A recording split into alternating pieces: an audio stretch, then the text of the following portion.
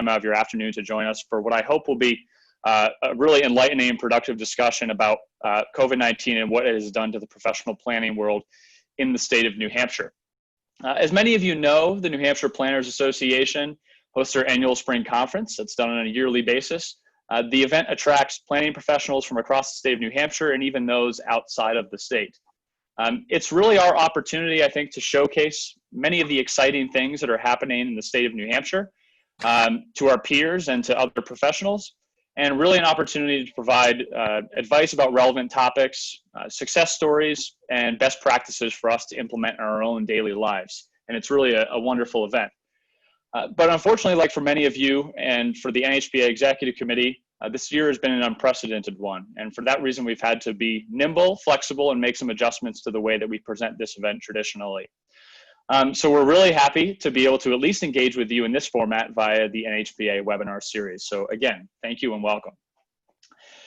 I think we're all a bit disappointed, not only to not get the traditional in-person session, but also to not be able to grab a beer with one another, have a glass of wine after the conference, and enjoy the chats that we normally have. But hopefully we'll have an opportunity to do that in the very, very near future.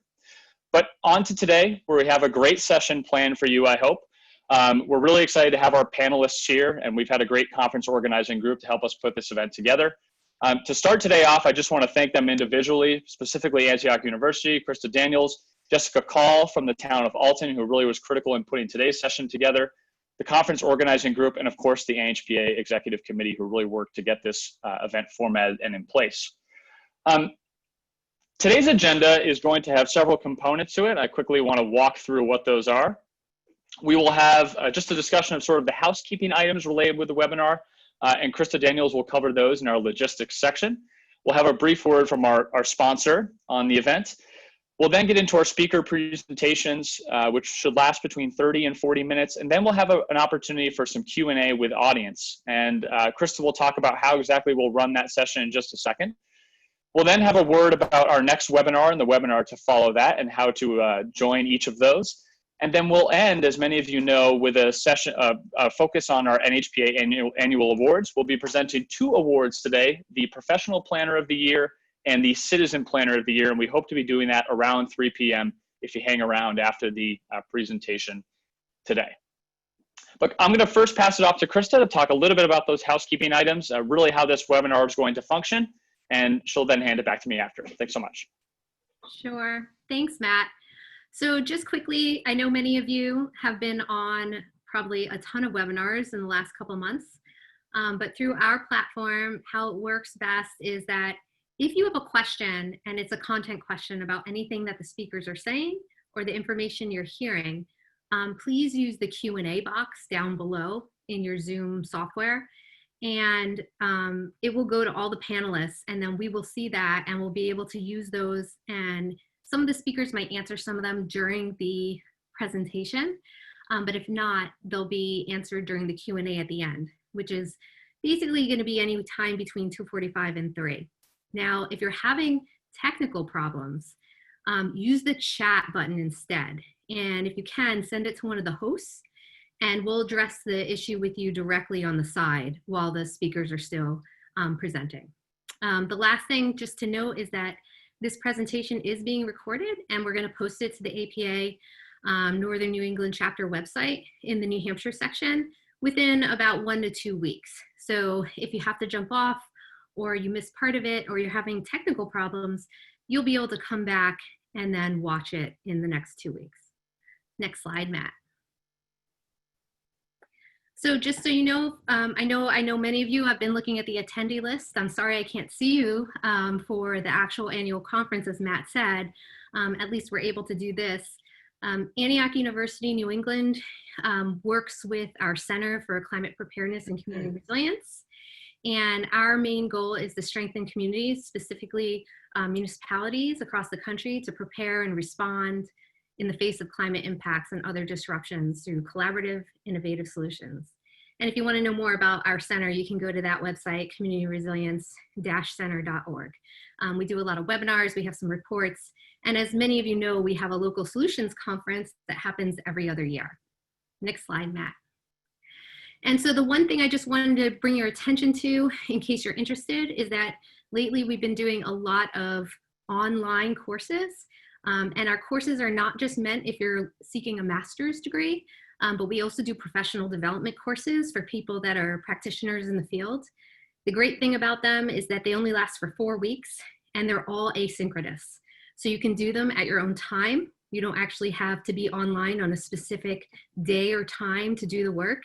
And like I said before, you can either do it for professional development, graduate credit, or you could just audit the course. And so you can find information about that on our website. I think the next few that are coming up, one is about science, one is going to be planning and vulnerability assessments, another is going to be communication and engagement with the public, and another one on public health. And that will all be this fall 2020. So you can always email me personally or Michael Simpson, which is msimpson@antioch.edu, if you want more information. And with that, I'll hand it back over to Matt.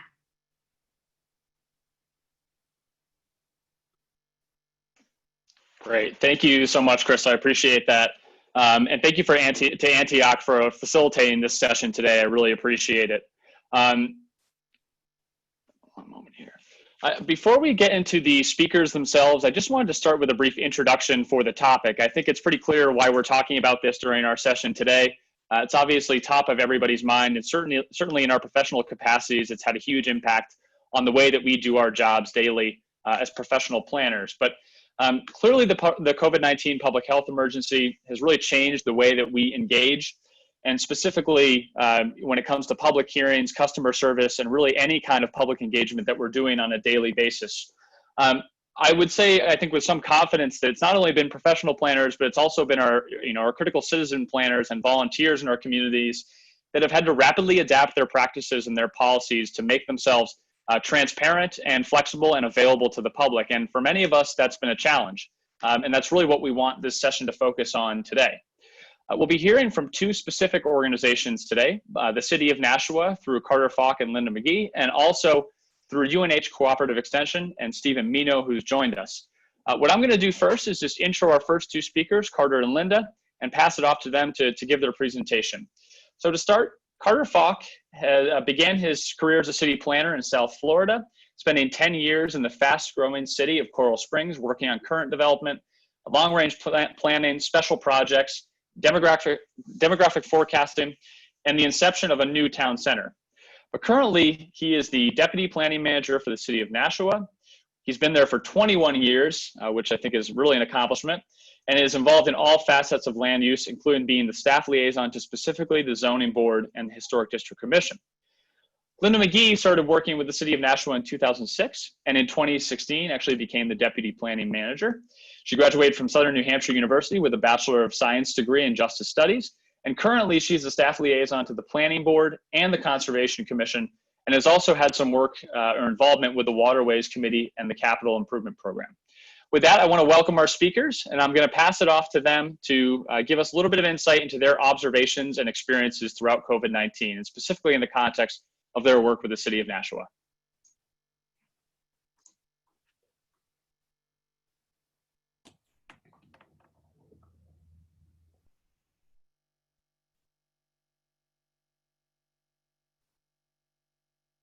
All set, Matt? All set, Carter, go ahead.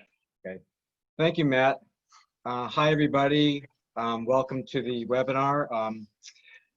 In doing a little bit of math, I have attended over 1,000 public meetings between the Zoning Board and Planning Board and Historic District in my 30+ years as a city planner. All those in person, like the old way. Now, after City Hall shut down in late March due to the pandemic, we did not know how we would do public meetings, and we didn't know how long we'd be out of the office for, and we're still shut down to this day. We were told that our land use board meetings would be done using the WebEx platform. My first one was on April 28th, and I've had about 5 so far, and that doesn't include the countless WebEx and Zoom and other meetings we've had between our internal staff and developers and attorneys. It's been obviously a very different experience for all of us, and we're actually getting quite used to it. When I was asked to speak today about how the pandemic has changed the way we operate our public hearings in the way in which we engage the public and board members and the community. I was admittedly a little nervous about it. If I had to speak about golf or guitars, those are subjects I can bring it. I'm an expert in those, but WebEx, I'm getting there. In the middle of March, actually, I had never even heard of WebEx. My only experience in using things like this was an occasional FaceTime phone call on my iPhone. And in the following last couple months, I've learned the following about WebEx. And with apologies to Clint Eastwood, I was going to divide this up into the good, the bad, and the ugly, but I couldn't think of anything ugly. And I changed it to be more positive, and I split it up into what has worked well and what needs some work. So what has worked well? In the first slide here, the first topic, we've had help. I'm the liaison, as Matt said, to the ZBA and the Historic District Commission, and there's 10 volunteer members on each board. So with 20 of them altogether, fortunately, more than half of them already use WebEx or Zoom or some other. So they've been incredible with helping us out, and we've really leaned on their experience to help us operate our meetings. The second one is additional staff assistance. Before the pandemic, I was the only one that attended the zoning board and the historic district meetings in person. And we thought it'd be easier to have 2 people. So now another member of our staff, Kate Poirier, is also attending the meetings. And our first meeting had over 60 people on it, and it took 6 hours. So it's been very beneficial to have another staff member on, because one person can share the files and pictures and diagrams and plans. One person can look to see who's raising their hand, either electronically or physically. We can also share and change the host and presenter roles very quickly and easily. And it just really helps to have an extra pair of staff eyes monitoring the meeting. The mute on entry option has also been very good for us, because with so many people on, everybody's chatting, and it's helped keep the meeting quiet when we first started, and it's allowed the board to start on time and keep the meeting running orderly. Team effort. Our staff members have had about 5 WebEx board meetings so far, and we've noticed that especially between staff and the board members, there's a much greater team effort. It's not only the board members, but many of our applicants have a lot of experience with WebEx, and they've been very helpful and very patient with us in helping our board meetings run very smoothly. People getting to work. We're pretty busy in Nashua, and we've had a lot of cases per meeting. And by using these virtual meetings, we've allowed businesses and homeowners to get people to work and to move forward with their plans and projects. So we feel pretty proud of that. Attitudes. Since we average about 7 public hearings per meeting, the earliest we've adjourned is 10 o'clock at night, and we start at 6:30, but I'm actually on at 6 o'clock. We've noticed that the applicants who come later in the agenda, we've noticed that every one of them, they all sit there very quietly, very patiently, waiting their turn, and they're very cooperative of waiting for 3 or 4 hours to hear their maybe 5-minute case. So that's been very nice for us as staff. And the last one, no explosions. That's been wonderful because, and I hope I'm not jinxing any of our future meetings, but so far we haven't been bombed by anybody. So that's been also nice as well. So those are the topics that I feel have worked very well with our zoning board meetings so far.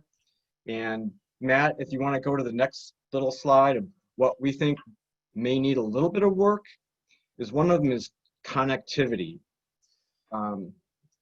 I'm doing this meeting right now in my kitchen, but other places I've used it have not had the best connections. I've had low bandwidth issues and freezing screens, lagging screens, voice distortion, things like that.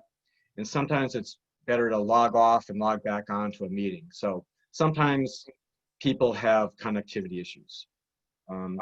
More isn't better. We've had some people who have logged on with 2 or 3 lines, and with that, we always seem to get distortion and extra noise and humming and echoing voices. So we always tell people just once, just one login, that's it. And the clothes thing at the end, shoes, belts, pants, and ceilings, we have had some people pointing their monitor directly at their shoes. We've had some at people's belts and their waistline, and some people's shirts don't go all the way down to their belt. And we've had people having their monitor point up to the ceiling. So we always make sure to tell people to have your monitor facing your face and not anywhere else. So in my very short couple months worth of experience using WebEx for our board meetings, those are some of the things that I've noticed. And with that, Matt, that was the end of what I had to say, and I guess Linda's up next. Thanks, Carter. So, next slide. Thanks. So hi, everyone. I'm Linda. Carter and I work together in the city of Nashua. A lot of the issues, good and the bad, we have in common. So I'm not going to go ahead and repeat all of them because we both experience a lot of the same things. What's great is that because we do have these experiences, we can work together. We text each other when we have problems or questions. But so far, I think it's been a really positive experience. So in March, we found out that City Hall was going to be shutting down soon, and we were going to have to go to remote meetings. The very first meeting that we had was on March 19th. And on this one, it was not using WebEx or Zoom, but rather it was using a phone. It was myself, the chair of the planning board, and we were on stage in the auditorium. All our board members called in on the phone, and the public, abutters, engineers, they were all in the auditorium. That meeting was our first attempt, and I have to say it was a success. It ran very smoothly. So then our next step was to go to a WebEx meeting, which honestly I had never heard of before. WebEx, Zoom, to me Zoom was a TV show in the 70s, no clue what it was, but we quickly learned how to use it. And we had a practice planning board meeting. We actually posted it to the web and in our newspaper so that we could actually practice this with the planning board members, just so we could get familiar with it and learn how to use it. Some members were great, they'd used it before, and they actually gave us a lot of tips and pointers on how to use it, and other people had zero experience with it. So then on April 23rd, we had our first real planning board meeting via WebEx, and I have to say, it ran great. We didn't have any issues. We were able to connect. Sometimes I go to City Hall and I will do the meetings. Other meetings I've actually done from my home, which is where I'm at right now in the guest room. We've had several more planning board meetings, conservation meetings, all using WebEx. They've run pretty smoothly. We did have one issue at one planning board meeting where we had a 40-minute delay due to phone issues that were happening at City Hall, but we waited it out and we were able to have the planning board meeting as planned. Next slide. So what I've learned from all this, when we learned we were going to go to WebEx, we contacted our IT department to ask them, how do we do it? Can you help us? And they directed us to go look at YouTube videos, which is exactly what we did. But watching YouTube videos on how to use WebEx and then actually doing it, it was a lot tougher. So the best advice I got was you need to practice, practice, practice. And that's what we did. Our staff would set up just even internal meetings and just practice and pretend we were having meetings. We shared videos, asked questions, just so, you know, we could get used to it. Everybody was great in helping out. So I think that was the really important thing, is to practice. We even have some of our civil engineers who had never used WebEx before. Some of them were pretty much old school and they still put plans up on the board, and they were able to surprise us, and they were able to use WebEx, and they did a great job. Some of the bigger engineering firms had no experience and they had a really hard time with it, but everybody managed, we pulled together, and we were able to get through the meetings. So one of the things I've also learned from these meetings is that life happens and you can't get flustered. You just got to keep rolling with it. I don't know how many meetings I've been in where children have interrupted meetings, people's pets, you know, you hear dogs barking, Amazon drivers are delivering packages, but you know, you just kind of got to roll with it. And one of the things I have up on my slide is that, and sometimes people accidentally cancel other people's meetings. And unfortunately, and I still to this day regret it, but I did that to Carter, to one of his zoning board meetings. Our planning board meeting got canceled. I went into WebEx. I tried to delete it. I thought it was fine. Next thing I know, Carter calls me because his zoning board members are getting messages that their meeting was canceled. So thankfully, Carter was able to call WebEx, and you can't recreate the meeting, but we were able to get everything set up so that he was still able to have his zoning board meeting. But these things happen. I mean, I feel horrible, but you learn from it and you just keep moving on. With WebEx, one of the things that we have is called the Jabber app. When we have our public meetings, the public has to be able to have access so that if there's an issue and they can't log on, they can call someone and they can get instructions and figure out how to log on.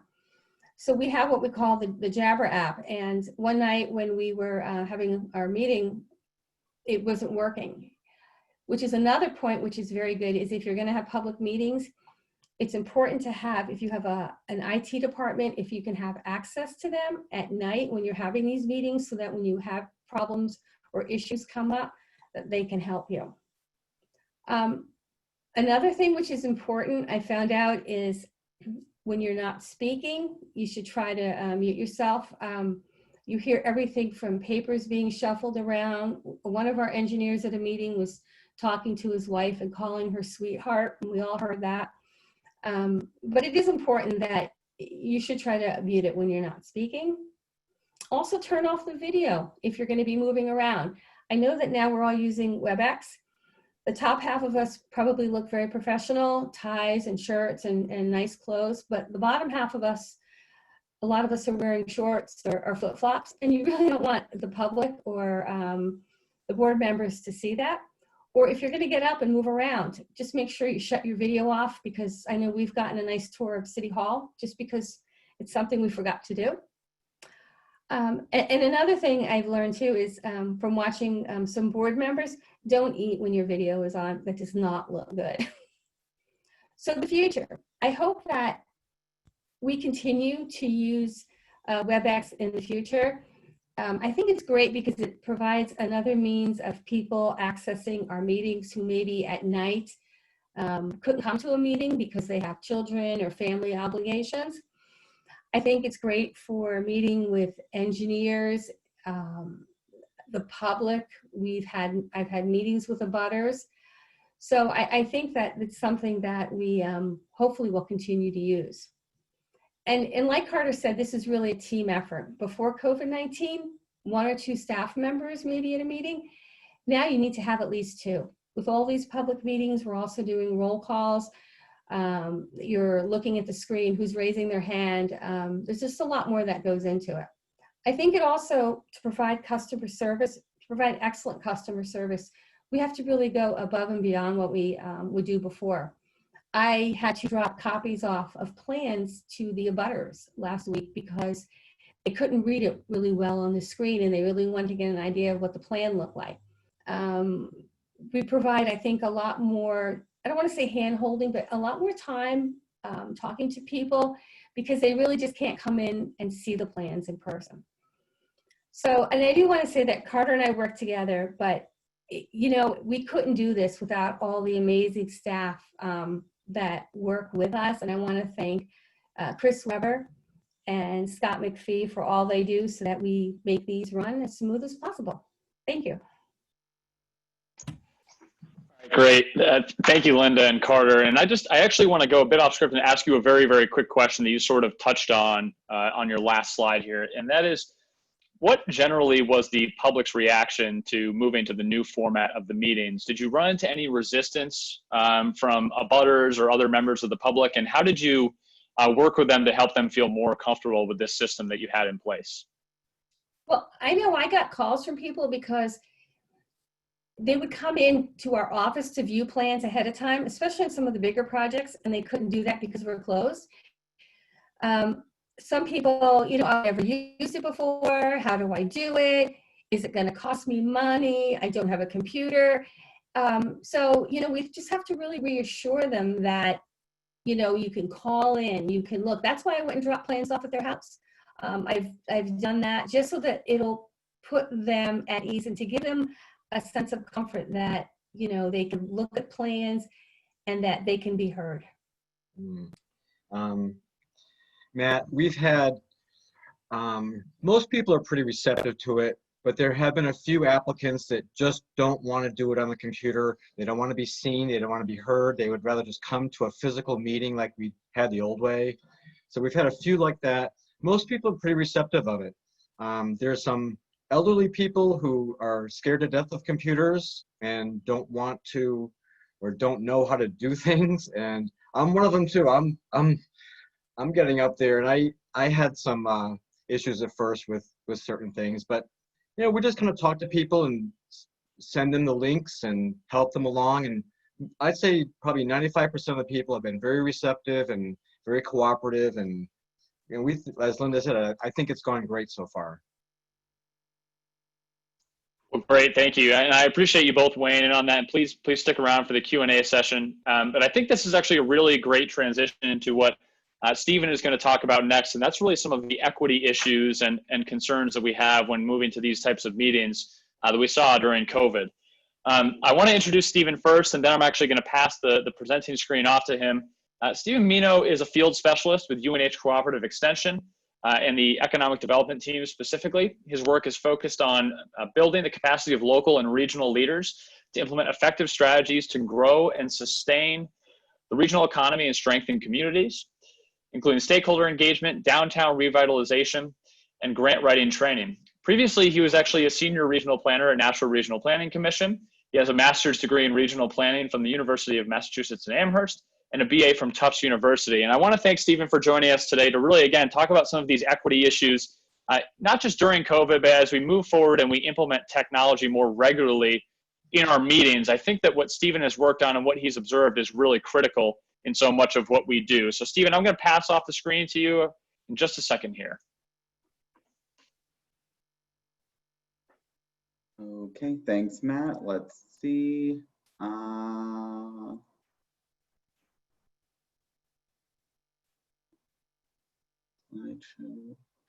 Can everyone see that? Okay, perfect. Good afternoon, everyone. My name again is Stephen Mino. I am with UNH Cooperative Extension. For those of you who aren't as familiar, UNH Cooperative Extension is the research arm of the university. So our goal is really to bring knowledge from the university out to the residents of New Hampshire. And Matt gave a really good synopsis of sort of the work that I do. And so I'm going to talk to you a little bit broadly about what community engagement has looked like during COVID-19 and kind of maybe if we can have an idea of what it will look like in the future. Before I get into that, I'm going to talk about specifically public meetings, but also community engagement on a larger view.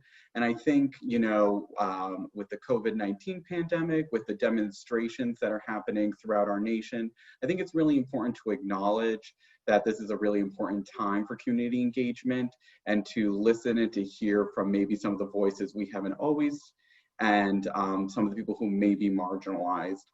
And I think just, it's really important to also recognize that community engagement exists along a spectrum, whether it's from just informing people, providing information to them, all the way up to empowering them and being co-creators of decision makers. And depending on what your goals are, community engagement, who you're trying to engage, and what tools you're trying to use to accomplish doing that are all really important considerations, especially as we move forward in sort of these uncertain times.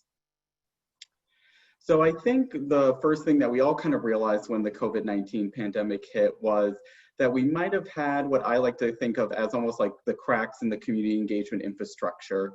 You know, certainly a lot of people quickly realized that we didn't have necessarily the equipment to conduct online meetings. We might have not have been as proficient with whatever software we were using when it began. And I think people also started realizing they may have not had the skills to facilitate online meetings, because what people have begun to recognize is facilitating online meetings is very different from doing an in-person meeting.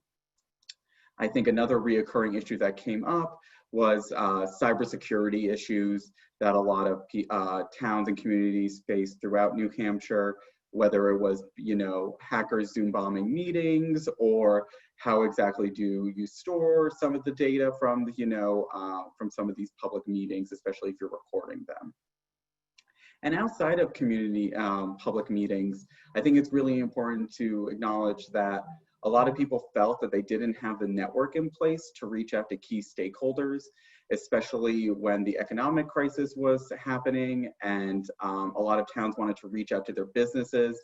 They didn't necessarily have, you know, good ways to communicate with them. They didn't have contact information. And so people had to quickly work with partners to amass that data to reach out to them. And so what we did at UNH Cooperative Extension was we tried to provide tools and resources to help planners, to help public officials, community groups deal with the COVID-19 response. So I'll talk a little bit later about a toolkit that we've provided. I know some of the people on the call have been part of our webinars or seen our resources that we've published as well. But I think for those of you who are still working through, you know, what is the right platform for our community, for public meetings, it's really important that you follow these considerations. You know, you want to make sure that whatever tool you're using supports multiple remote presenters and participants, you know, so you can have your staff and your board all present or do what they need to do in their appropriate roles, as well as the participants. You know, you want to find a platform that can provide comment management, that you can moderate easily, and that you can also retain the data and whatever you need to satisfy legal requirements. And you want to allow resident participation without a login, password, or download to really minimize the barriers for people to access the meeting. And, you know, especially as Carter and Linda mentioned, you know, there's a lot of people with low digital literacy out there. So to make the meetings as accessible as possible is really important. And you also do want to think about providing access for residents with limited internet access, which I know is a big issue in this state. And so I've seen a lot of people who have a lot of call-in options, or they provide an email address that's being monitored during the public meeting. You also will most likely have to pay for some sort of platform so you can support an unlimited number of public participants. In a moment, I'll give an example of someone who had a public hearing with a lot of participants on it. And you also want to find the right platform that is comfortable for your staff and comfortable for whatever municipal budget you're working with. So there's a whole host of different platforms for public meetings. This is not even, you know, an exhaustive list. I'm not necessarily endorsing any of these, but just wanted to give you just some of the options that I've seen working throughout the state. This is a screenshot, if anyone from Rockingham Planning Commission's on this webinar. This is one of their public meetings that they used using publicinput.com. which uses the Zoom interface, which gets embedded in the publicinput.com web frame. So that way it really deters and makes it very difficult for Zoom hacks, but allows a lot of different options for participants to access the meeting and comment, whether it's through the chat box you can see on the right, whether it's a phone number that they can call into, which gets automatically transcribed. And I believe they were a couple other options that came with that. And then, you know, we're using Zoom Webinar now. I think Zoom has become very common. For public meetings, certainly Zoom webinar is superior to the Zoom meeting function because it's much easier to moderate and control who has access to the screen. There's also GoToWebinar, RingCentral, WebEx, as Linda and Carter mentioned. I think I've also seen a couple towns try to use YouTube feeds with a call-in option. I don't know if that's necessarily the best, but working within whatever capacity you have is really important. But on the plus side, I know we're all going as a nation going through a really difficult time, but I think what has been encouraging to see is a lot of people have risen to the occasion, whether it's because of what their job required of them. At UNH Cooperative Extension, we did a panel discussion with the town planner from Swansea, where he taught us about, having to do and moderate a public hearing using the Zoom webinar platform. And it was an application that came in before the COVID-19 pandemic happened, but the public hearing was scheduled for, I think, late March, early April. And it was a very, I don't want to say controversial, but it was a housing application that attracted a lot of interest. And I think they had over 80 participants on the call, giving their feedback, issuing public comments. And so if you want to hear more about that instance, you can check out the webinar we've recorded on the Extension website. And then I think we've also seen people realize that it's really important in these times, as we were all self-quarantining in our home, social distancing, that we wanted to find ways to just communicate with each other, send messages of hope.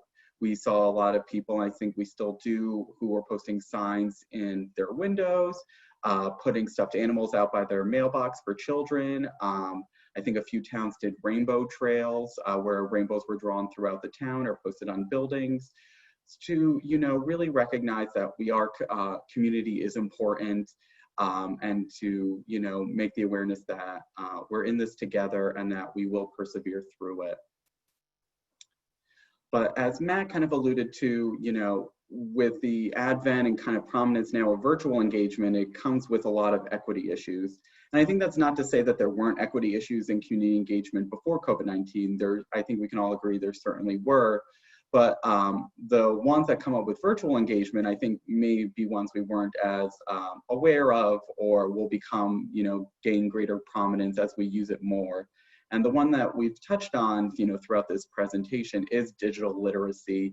A lot of people don't feel comfortable with using online platforms.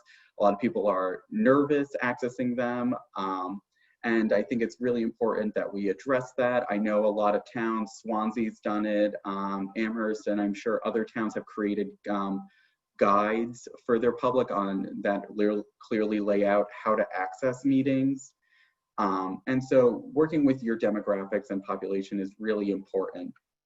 Broadband access has also been brought up as a really key issue, and so creating as many different methods for people to give input, to give comment is really important, especially if a meeting suddenly gets canceled because of broadband issues, or whatever happens. It's important to have backups.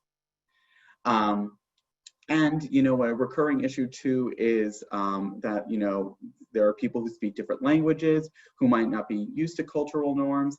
And as I'll talk about later, we're learning to have to communicate differently with each other. So kind of addressing the barriers and the intimidation people might feel logging on, to a web platform that might be a public meeting, kind of in the same way that people might feel intimidated going to a city hall or a big public meeting room. We're not as comfortable, I think, yet with the protocols or exactly, what are the norms for how we should act in these public meetings, especially the general public who haven't been doing all these Zoom meetings. There's also physical issues that we want to consider, ensuring that people with hearing problems may have closed captioning options, people who are colorblind, ensuring that, we're not putting up a bunch of graphs or slides that people can't see.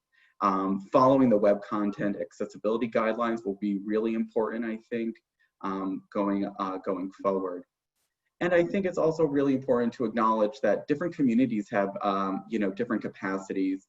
When we were doing webinars and trainings, hearing what other communities were doing throughout the state, we would hear from communities who were more concerned about what were their options, since they didn't have, a public access TV station, or they only had a volunteer board, or, they didn't have lots of staff. So I think that's really important to acknowledge as well.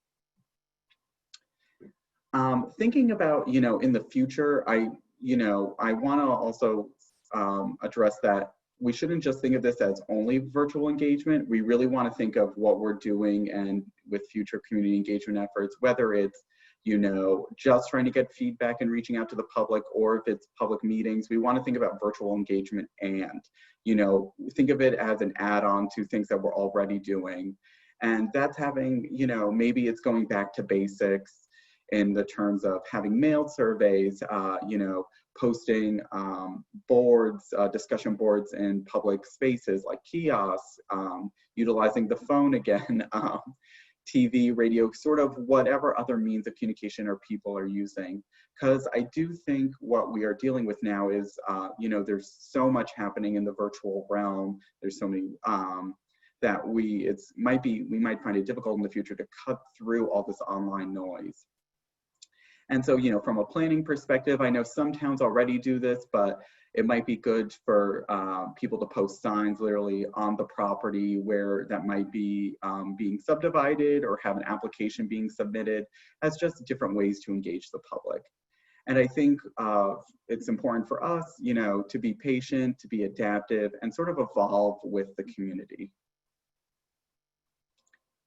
So, I think I'll end just thinking about, what does the new normal look like? And we probably don't really know yet even, things constantly are changing, the governor's issuing new executive orders.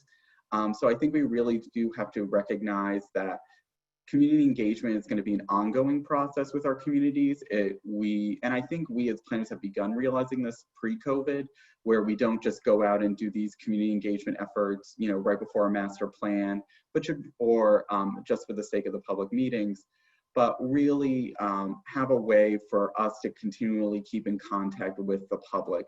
I've heard some people refer to this as, it's almost like we need to start having a comment box that restaurants have. Just to ensure that we continually remain open in access. And I think we also are going to recognize that virtual engagement will always be a present component, even as we do start reopening. People may still not feel comfortable going out into the public, and so still having these virtual options, I think, will be really important. And that kind of ties into really having a diversity in method and approach, ensuring that you have a backup in case one approach doesn't work, or you find that it's not as effective or successful. And I think what we're also going to have to realize is that we are going to adjust sort of how we do communicate with people. I'm currently right now talking basically to a computer screen, and my body language is completely different than if I were standing in a room presenting before you, or how will it look if I'm speaking to a room and I have a mask over my face and I can't give out, facial cues that I normally rely on. So I think being more self-aware of that is going to be really important. It's also important to recognize that even though we do deal with broadband issues throughout the state, a lot of people rely exclusively on their smartphone to access the internet or technology. A lot of people do not own laptops or, cameras or microphones or these types of things. So whatever platforms you are using, whatever community engagement techniques you do rely on, ensuring that they're mobile app compatible is really important. And I think for the last thing, and I say this for, both the staff and for the public, is I think we all are feeling a lot of online burnout. Being on Zoom for 8 hours a day can be a very draining process, and there's a lot of studies on why that is. So I think recognizing that and creating ways to kind of avert that burnout, it will be really important. So just for further information about this, and I think Matt's going to send out the slides after this, but At UNH Cooperative Extension, we have created a web page that has tips and tools for virtual meetings, where we have our recorded webinars we've done with the New Hampshire Municipal Association, several municipalities throughout the state, and some other resources and guides. We will also, and to just do a little plug, we're going to be doing a couple webinars in July about virtual community engagement. We haven't finalized the registration for it yet, but if you click on that link in this slide, it will bring you to our events page at Extension, where they should be posted shortly. So here's my contact information if you have any questions, and I think now I'll turn it back over to Matt. So let me stop sharing my screen. Great, thank you, Stephen. I really appreciate that, and I just actually want to, before we get into some of the audience questions, I do want to encourage everybody to submit questions.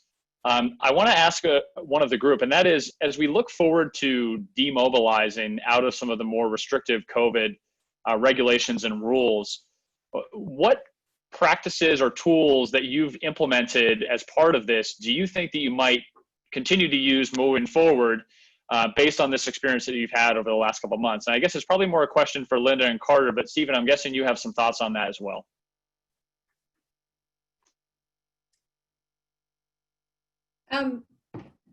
So I think some of the tools that we'll continue to use, part of it's going to be, I think, having these meetings through WebEx. There's some big advantages to doing the meetings remotely. Instead of having, say, engineers and even homeowners come in and meet with us, being able to do it remotely saves not only a lot of time on our part, but also on their part too. They're not traveling, they're not commuting.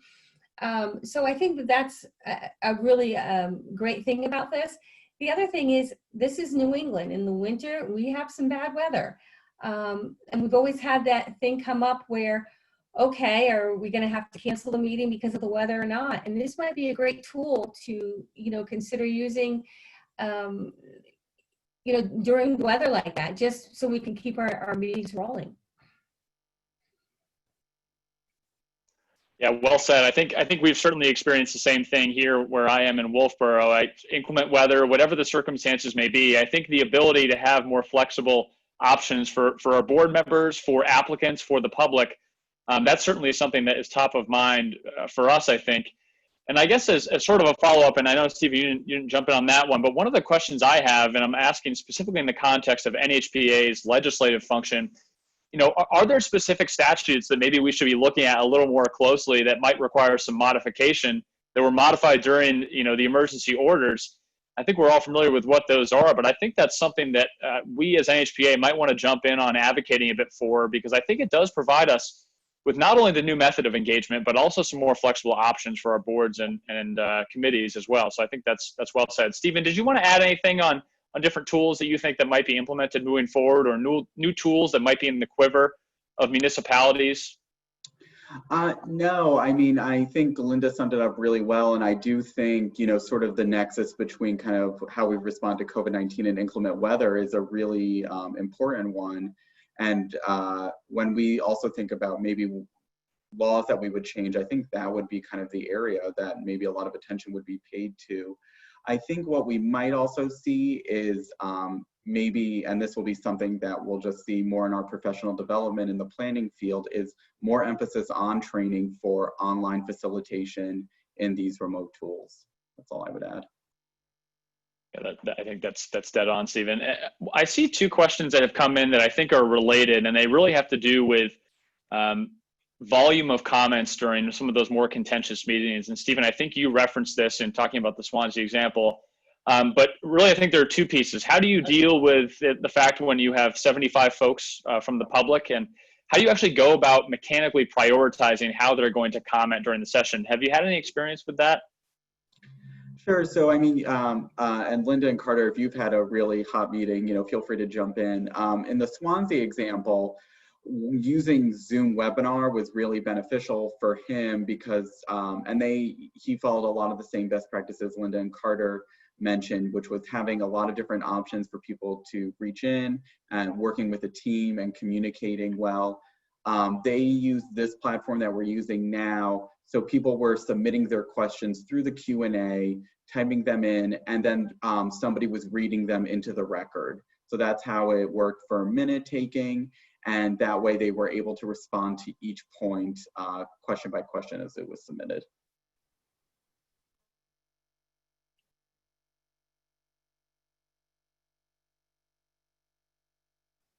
Matt, can I jump in? Go ahead. We've had some meetings where we get people to email us questions. We've had people phone calling in, and sometimes we'll have 6, 7, 8 people showing up on the little Brady Bunch screen on the WebEx meeting. And there's an opportunity after the applicant has spoken where we have people speak in opposition or in favor. And it's just up to the chair to just identify each person one at a time, and each one gets their 5 minutes to speak. And it's worked pretty well overall. Everybody gets a chance to speak, and if our meeting takes 4 or 5 hours, 6 hours, that's how long it takes. But we're there to present the case, or the applicant is, and if it takes longer, it takes longer. We just want to make sure everybody gets the opportunity to speak. And if people email in, the chair will read the emails, and they'll all be addressed. So everybody's gotten their question answered.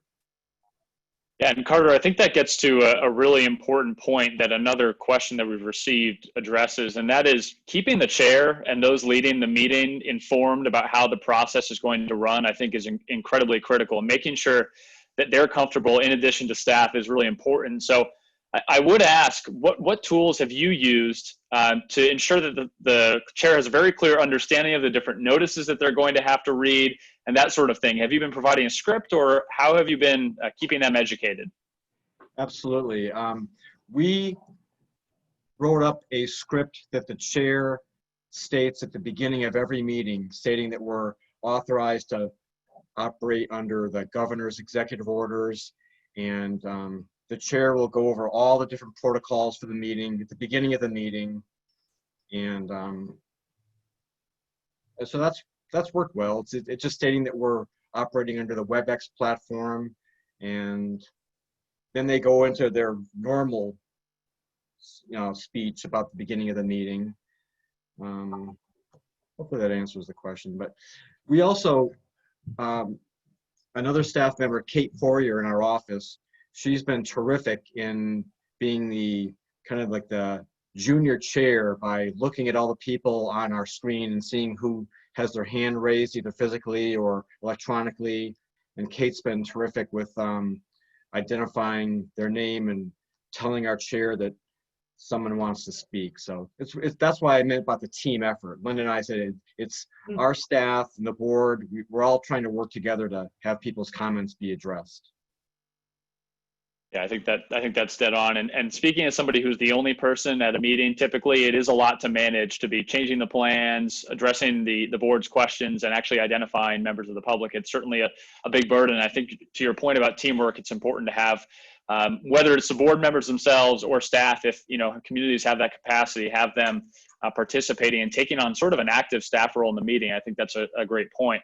One thing that I would just say that we've had some experience with here is board members that are unwilling to participate virtually. We've had some experience with that here in Wolfboro, and what I would just recommend is, for that reason, it's really important to have alternates. More than ever, it's important to have alternates available that are engaged regularly with the board and maybe comfortable where others aren't. So to the extent that you can build sort of a good team of folks that can support you if others are uncomfortable, I think that's a great thing that protects you during these processes as well. Absolutely. And it's kind of ironic that our last 5 zoning board meetings, we've had every single member and alternate show up. And in the pre-COVID days, sometimes we would just barely make a quorum, or we wouldn't have all 8 or 9 people show up, but they've all been showing up. So that's been very, very nice. I'm going to try and hit as many of these questions as I can before 3 p.m., so I'll try to go as quick as possible. One of these from Joanne, which I think is a really good one, and that is, with the plan to sunset the order on 6/15, and we anticipate having folks allowed in the room and moving back to some sort of more traditional meeting, Do you, particularly in the city of Nashua, have any plans to have a hybrid approach, or what do you plan to do when the governor changes that order? I honestly don't know. We kind of take it week by week. So I am really not sure. I mean, I've heard that we'll be doing these remote meetings for a while, but I honestly don't know.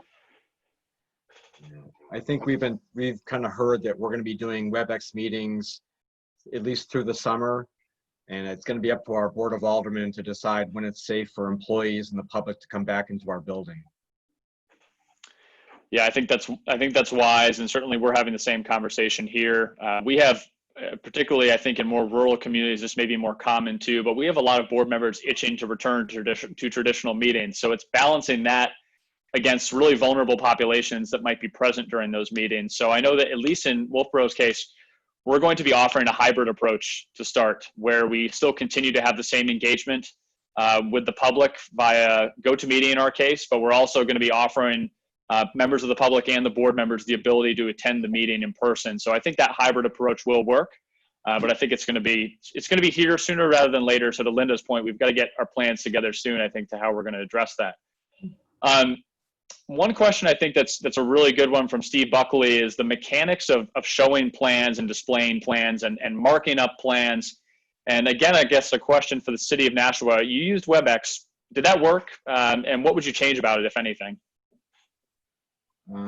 I can answer that. Again, Kate has been terrific, and she'll share her screen. She puts all of the applications, all the plans, elevation drawings, everything on a thumb drive. And when the applicant comes up to speak, she'll put the site plan or the drawing or whatever they have, and she'll share that. So instead of seeing her face, we'll see their application or their plans. And then the chair can ask Kate to switch around to another drawing. And even the applicant can say, hey, Kate, can you show us the drawing number 2 or page 2 or drawing 3? And she kind of operates that. So it's worked out pretty well. The only disadvantage, I guess, is they're kind of small. It's like we're normally in our office with the big 2-foot by 3-foot size D blueprint drawings that everybody can see very clearly. And now everybody's looking at these mostly on a laptop. So things are a little bit smaller, and we do have the ability to zoom in a little bit on them, but they're still a little small. It works. I mean, you can see them, but it's just very small. Now, at the planning board meetings, we do it a little bit differently. I tell the engineers that they're responsible for sharing and showing the plans. So mean. I know. However, we have a backup copy of the plan, so if they run into technical difficulties or need some help, we can do that for them. They can also point to things on the onto the screen, so they can like show something like if somebody has a question about a drainage area or some trees, and they can zoom in on that. So that is help, but we do try to get them to at least make an attempt to show the plans, and then if they need help, we will help them. Great. Stephen, one last question for you. You mentioned technology and broadband access. I think that's really a critical piece of what we're seeing when it comes to access to these meetings. Do you anticipate doing further research into that matter? I know broadband funding was a real priority for the state years ago, and certainly is still an issue in many communities. But do you anticipate additional research being done on that equity piece? And what can we expect to see there, do you think? Yeah, I would agree. I don't have like a ton of concrete responses to that, but I do think, at least what I've been hearing on the federal level and a little bit on the state level, that I think some of this funding from COVID and relief package may go to more broadband development or whatnot. But yeah, I do think that's going to be an important piece coming up.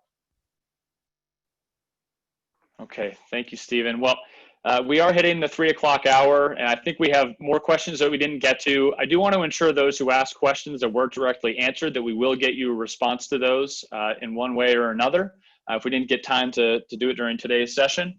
I want to thank each of our panelists and, of course, our attendees for hanging with us for this hour. We really appreciate it. Hopefully, you got some value out of this. I certainly did. Obviously, I've been experiencing it firsthand, but it's always good to learn from the experiences of others and to see some of the ugly and the bad sometimes and hear about it, because I think it makes us really understand that we're all dealing with this together. And I think it's going to change the way that we operate as professional planners moving forward. So I just want to thank all of you for taking the time to do this today. And now what I'm going to do is move into actually the award presentation after talking to you a little bit about what's coming up at the next webinar next week. But thank you again to our panelists. Thank you. So next week, we're really excited to offer the Talkin' Trash 101 webinar. This is really being put on by Krista Daniels and Kyle Pimentel. I want to thank them for their efforts in putting this session together.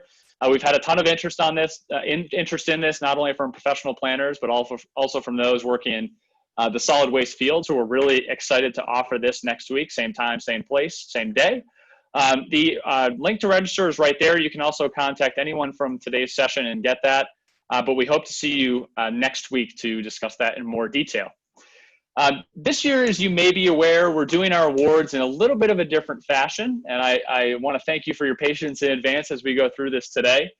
I got quite a few nominations for award winners. And what we decided to do ultimately is break them up in between our 3 sessions that we'll have for the NHPA webinar series.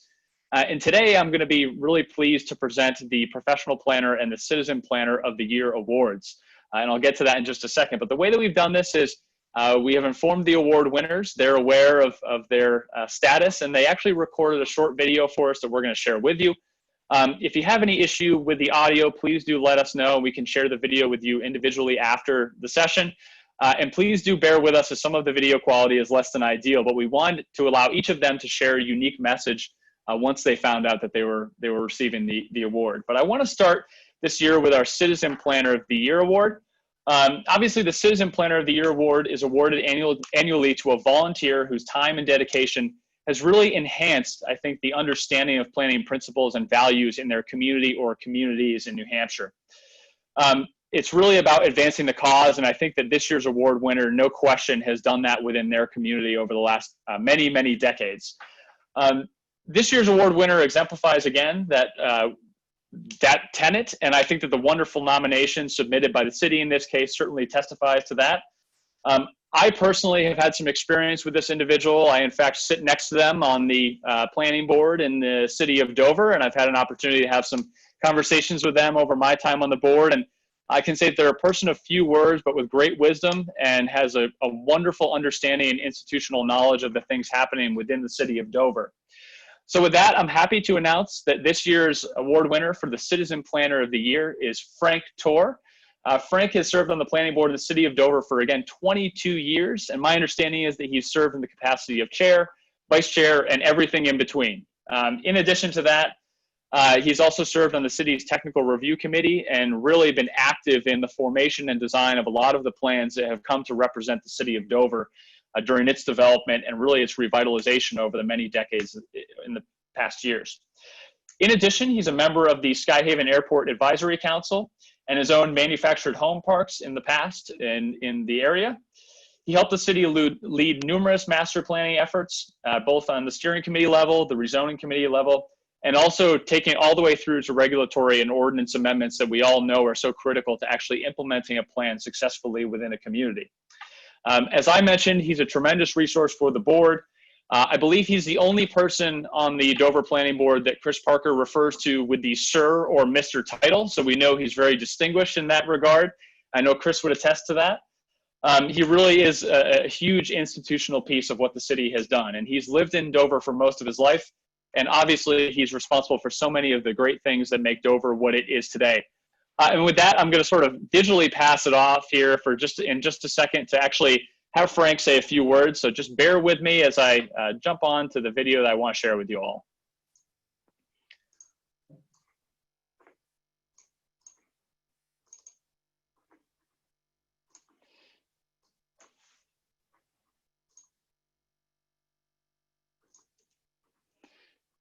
Okay.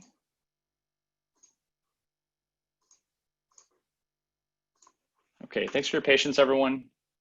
Here you go. I'm excited, honored, and humbled to receive the Citizen Planner of the Year award. I would like to acknowledge and thank Donna Benton, who have nominated me.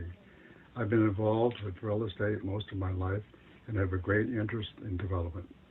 Serving on the Technical Review Committee gives me an opportunity to work with the staff, ensure technical corrections, and to help give direction on development.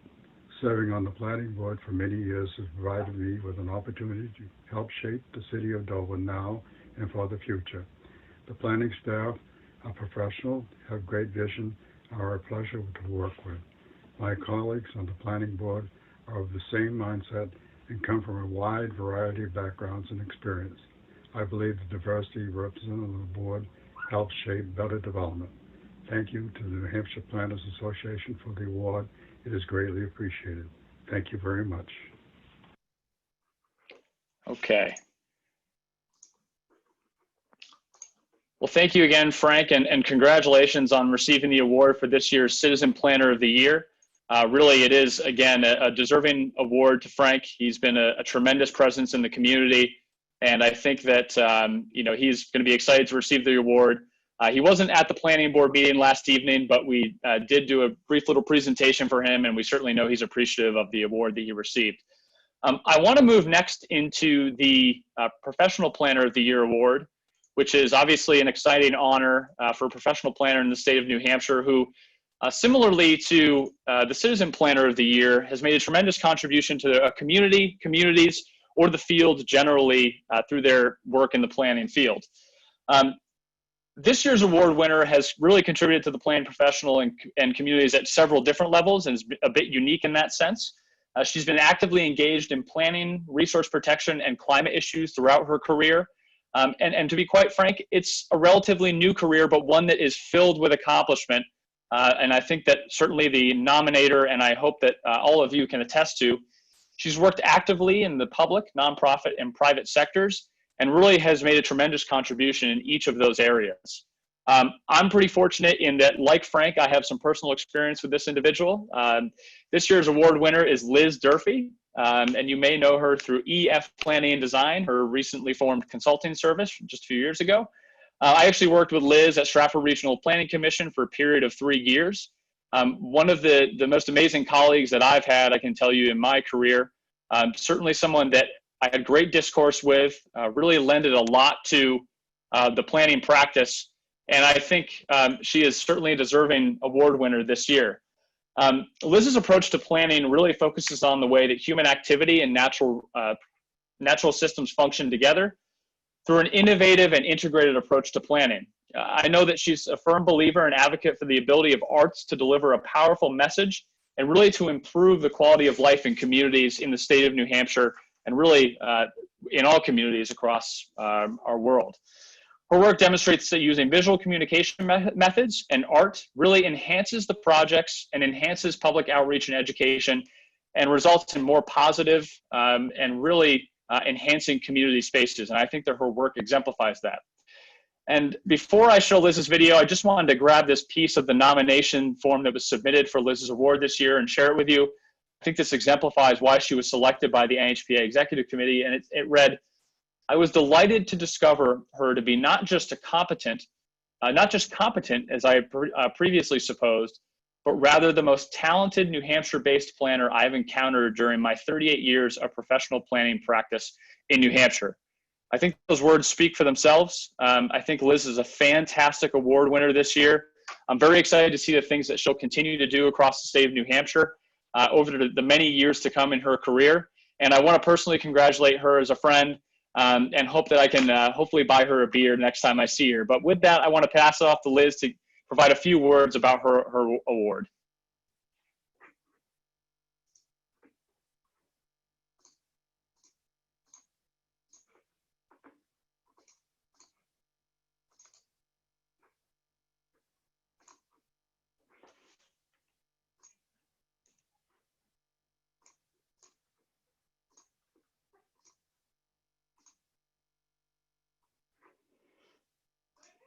Bear with me, everyone.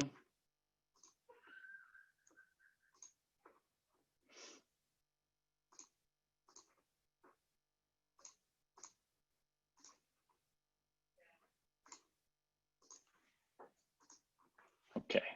New Hampshire planners, this is Liz Durfee coming to you from my home in Durham. Thank you to the New Hampshire Planners Association for selecting me for Planner of the Year this year. This is a huge surprise and a tremendous honor, and I'm very excited about the award. Thank you to Tom Morgan for nominating me and for collaborating with me on a number of great projects over the last few years. Thank you to those of you who wrote a letter of support for my nomination. I don't know who you are yet, but I look forward to finding out soon. Thank you to my friends and family for providing endless support and encouragement as I pursue my goals. And finally, a big thank you to my husband, Russell, for always being there for me and for tolerating many late nights at the home office and many discussions about planning and zoning. Needless to say, this is a bit of an awkward time to receive an award. The events that have unfurled over the last few weeks and months have really highlighted an array of deep-rooted and complex issues in our systems that must be addressed. As planners, I feel that we have a big responsibility to help create sustainable environments that is social, physical, and natural environments for everyone. I've always thought of sustainability as something that we'll continue to work towards.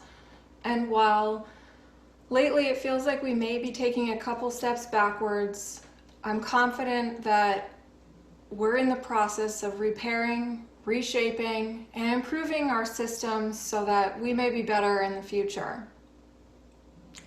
As a planner, a resident, community member, and an individual, I really look forward to collaborating with you and with others to work even harder to make our communities safe places and great places for everyone. Thank you again for this award and honor for organizing a virtual conference for us this year. I hope to see you all in person soon. Well, thank you, Liz. That was great. And I think those words are really a great way to end this session today. I want to again thank each and every one of you for being patient, bearing with us during this as we sort of learned our first, at least for me, my first webinar experience. I want to thank you. I hope that you got some value out of today's presentation. And again want to reiterate that for any of those who had questions that weren't answered, we will be getting back to you with the answers to those questions in one form or another. Please do not hesitate to reach out to me directly. I'm happy to answer any questions that you might have. I want to thank everyone one last time for joining us today and encourage you to sign up for the next 2 sessions associated with this webinar series. We really think they're going to be exciting, and we hope to have some great discussion as part of that. And again, one last time, thank you again. Have a great weekend, and please stay safe. Thanks so much.